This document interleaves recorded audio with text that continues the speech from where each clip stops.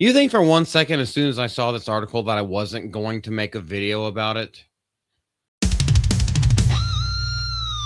And what we're talking about today is the absolute failure of Disney Pixar. Pixar only failed once Disney bought them out. And yes, everyone's going to say them a Razorfish ripoff. I actually have never thought about that before until other people pointed it out. No, this is natural. Goodness gracious. Before we go into this, if you guys like anything you see here on this channel, please hit that subscribe button. Greatly appreciate it. And without further ado, goodness gracious, you're probably going to hear a lot of homophobic shit. Pixar CEO Pete Docter, but not a doctor as in doctorate, says Pixar cut Elio LGBTQ AARP, which is the sound that an old man makes when he's trying to get out of his lounger, themes because we're making a movie, not hundreds of millions of dollars of therapy. So, just taking this one thing apart, I could say there's a portion of it that makes sense. There's a portion of it that's like right in the middle because both sides can take a stance on this. The animation company's chief creative officer said they didn't want their film to force parents. Wait, where are the parents? Parents are completely dissolved off the face of the earth from everything that we've seen to have conversations that they weren't ready to discuss with their children. You shouldn't be having these things, but the problem is that Hollywood has forced these things so that the parents do have to have these discussions. Growing up, you never had to talk about this kind of stuff. It was just kind of like unwritten law, which also was a great band back in the late 90s.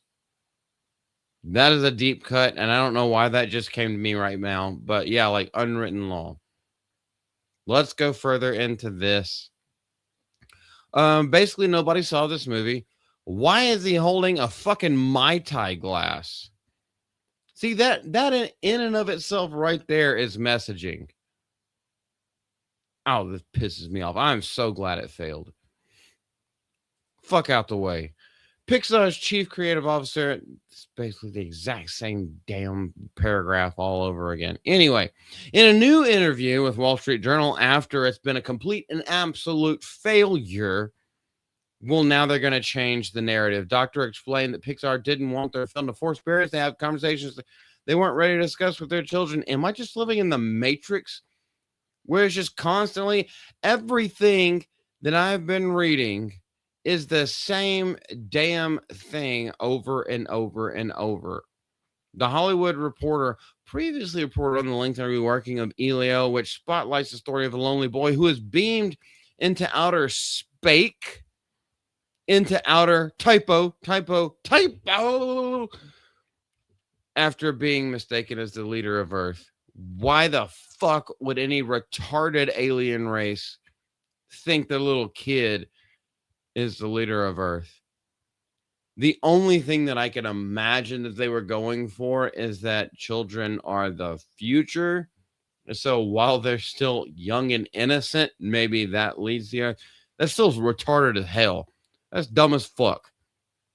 The film was originally slated to be directed by Adrian Molina, with the main character of Elio initially being portrayed by a queer-coded. And the sentence just ends there.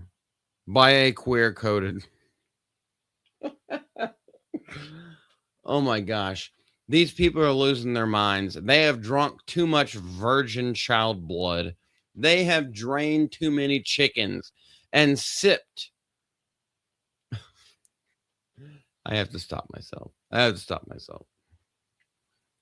know the last video, while educational, we had to say a word quite a few times. A lot of times. And that's actually from, shall we say, leftist organization, even though it is government sponsored. After an early screening in the summer of 2023 in Arizona, where viewers reportedly said they liked the movie, but no one raised their hand when asked if they'd see it in a movie theater, shifts followed. And this is when they did the basically reshoots, even though it's an animated film. Yeah, Elio was supposed to be gay. He was supposed to be wanting to rub up one of his dicks. You show me not. You show me mine. I'll show you. You show me mine. I'll show you. What the fuck am I even saying? Show you. What the hell is going on? I think my brain is having an aneurysm right now. Am I having a stroke? Show me yours. I'll show you mine. What the hell is even that? Fucking crazy. I might actually cut that out, to be honest, because that was weird. Molina later exited the project as co-directors Madeline Sharafian and Domi Shi. All the Asian jokes in the world. I don't even know this person's Asian. Stepped in to helm the film. A former Pixar artist who worked on Elio told The Hollywood Reporter anonymously it was pretty clear through the production of the first version of the film that the studio leaders were constantly sanding down these moments in the film that alluded to his sexuality of being queer. Well, they were sanding it down, but it wasn't enough because these articles did come out, because these rumors did come out, and the audience didn't want to do it. You also didn't do very good. You didn't do very good promotion. No one was really interested in it. Pixar shit always looks the same and has that stupid looking face. You know what I'm talking about whenever I talk about it. All of Pixar's animation for the last 10 damn years since they fired John Lasseter because he's a friendly guy who hugs, platonically all the time. The face has always got a little snaggle tooth or a chip in the middle. There's pretty much always a gap. And the facial structure is an upside down triangle. You know it, and once you see it, you can't unsee it. It all looks the damn same. They haven't innovated in a long time, basically not since John Lasseter was there. But we won't talk about that because apparently they blacklisted him for being, I don't know, an innovator, a creator. Elio opened to record low numbers for Pixar, debuting to almost 21 million and 14 million overseas. And we know all about all of that kind of stuff. And it ends up the global box office of 88 million. Oh my gosh. What else goes on? This is the last thing that I'm going to read because this is the end of the article. As time's going on, I realize my job is to make sure the films appeal to everybody. As time is going on, except you were the creative officer at the time, so this falls on you just as much as it falls on everyone else, even though it changed hands so many times. So this falls on you too, you stupid motherfucking bitch. You were aware of all of this as it was happening before it even went into production, and you were trying to pay the graphic artist in order to do it, in order to make it come out. Once you got the backlash, that's when you decided to change your tone. Oh my. Oh my. This just shows.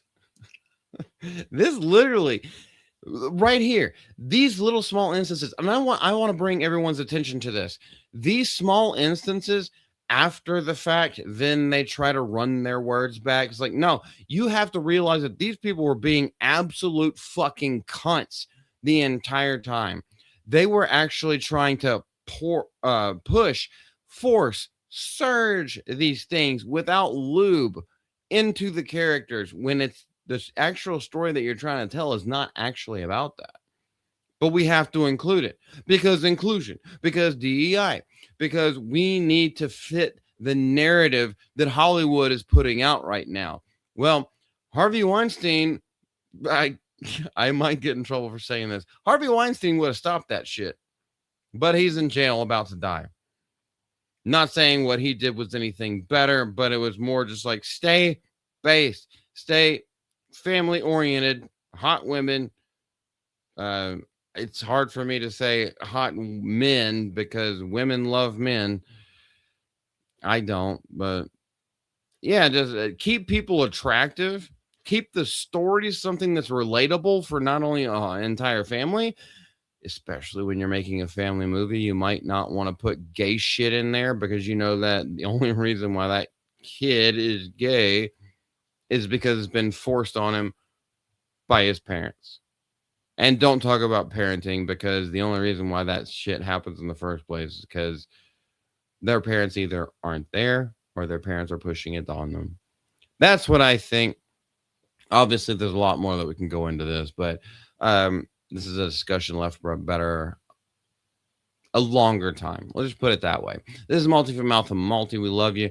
We appreciate you. We hope that you come out tomorrow, Sunday, for our live stream. We go off on more tangents than I do even on the videos. So until then, we will see you later.